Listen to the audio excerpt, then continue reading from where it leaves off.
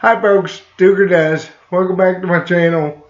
I haven't done a silly hat vid in a while, or vlog in a while, and I just thought I would do a quick one. I had another video planned for today, and I totally flubbed it up.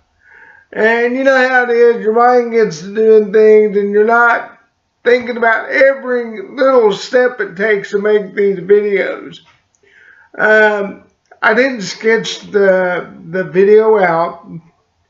Two, I didn't plan the camera settings and all that. Well, the video turned out good. It was just that the camera was tilted sideways. So the entire video got shot sideways. That irked me off because that means I got to shoot the whole thing over again. So don't worry, it'll get done. That one takes a while to set up because it's in the same series as the Arnis de Mano series, but it's about the empty hand fighting arts that I teach. And back in the 2000s, probably about 2007, I began to develop my own system called Bantay Camay, which is the Tagalog word for a live hand. And you've heard me talk about a live hand in the other two Arnis videos. And what it was is, after I studied Arnis under Master Bill Dixon of Rebel Karate in the early 90s, as I started studying other styles, I started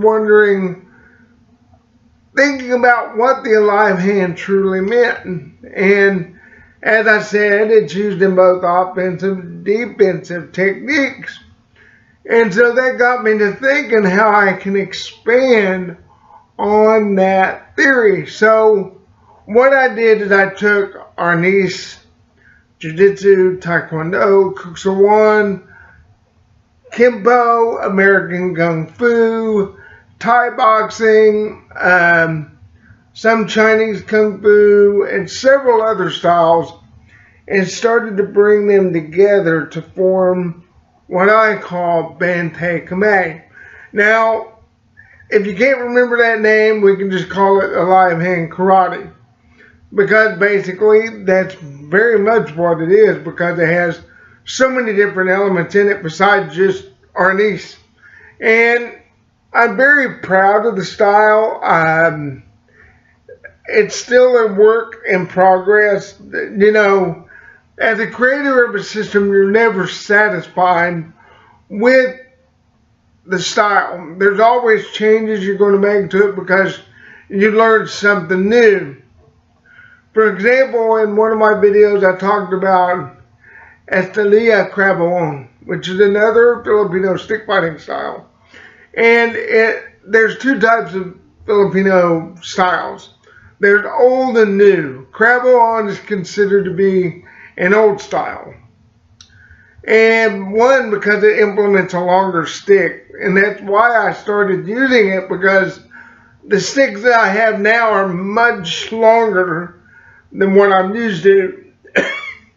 Excuse me. So I started looking at Crabalon. Master Ramon Estrella, who has some videos on YouTube, he has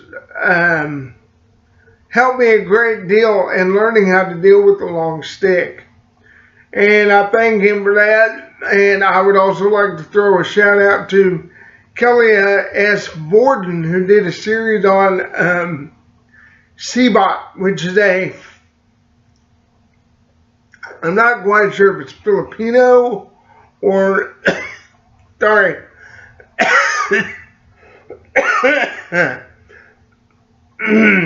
Sorry about that. I've got allergies and it makes my throat itch. I wasn't expecting it to happen during the video, but it did, and I apologize. I don't know if it's Indonesian or Filipino in origin, but Cbot implements as staff. And a lot of the techniques from Seebach can be translated to a long stick as well. So I've been looking at articles by Kelly S. Borden to see what I can do as well. So down the line, you'll probably see those techniques. Another thing is, now that I've started going back and looking at some of the older systems that I learned, like one of them is Bak Mei Kung Fu. Bak Mei in English translates to white eyebrow. And one of their most famous techniques is the Phoenix Eye Fist. And I started incorporating that into my empty hand forms because I really like the effectiveness of this technique. And so you'll see that when I start doing the empty hand series on Bantay Camay, you'll see this punch found in the forms. I'm very careful with who I teach it to because it is a very dangerous technique. And I strongly urge you to find a qualified instructor to learn it. Other than me, I mean, I'm qualified, but I'm not there to show you proper use of technique. And that's why I stress, find a good Wing Chun or white eyebrow instructor to teach you the finite details of the Phoenix Eye Fist, because in Phoenix Eye Fist, they're very careful about sparring with each other because of how dangerous that technique is. So I stress, be very, very careful.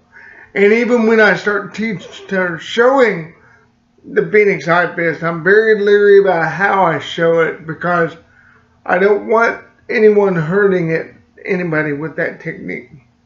And there's very few hand techniques found within white eyebrow. There's like a 3-finger grab, there's a full grab, and then there's the tiger claw, and then there's like a jab, I think. My mind is a little foggy at the moment because I'm trying not to cough. It itches so bad, and I apologize again. But a live hand really brought me out of a funk when I started looking back at it. I haven't finished a lot of the belts for the system, and that's why I started going back while I've been doing this series, going back and looking at what I have on paper so I can start expanding on the system and making it better. I got all the way up to blue belt on paperwork. I hope by the end of the year I'll be up to doing black belt. I don't claim to be an instructor. I just have a wide knowledge of so many different martial arts that I want to share it with you all. Those of you who are enthusiasts and those of you that are just curious, I would like to kind of give you an example of what the martial arts is about. And Bantay Camay is for me. You can use what I show to develop your own art. And that's really what I'm doing. I want you to do your own thing. Because what I do may not work for you. It works for me because I have to adjust my techniques to my disability. I have cerebral palsy, so I can't kick. And so I've studied a lot of hand styles and grappling arts to make up for what I've lacked. And so what I show you may not work for you. And so it's up to you to decide if you want to adopt those techniques or reject them. As Bruce Lee said, absorb what is useful, reject what is useless.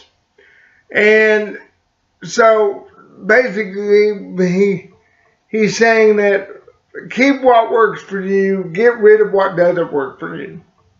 And a martial arts should fit you like a jacket. not everybody can wear a small. Some people wear an extra large or a double X like me.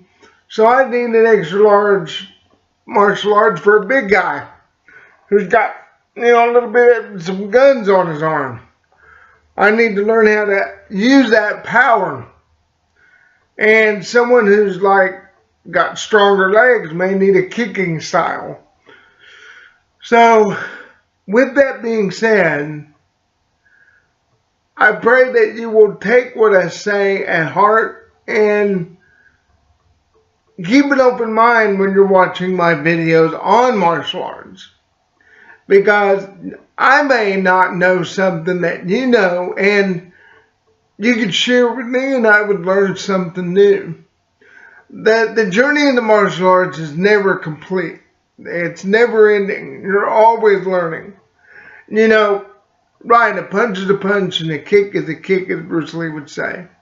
And no matter what style it is, even though they teach it differently, it's really the same.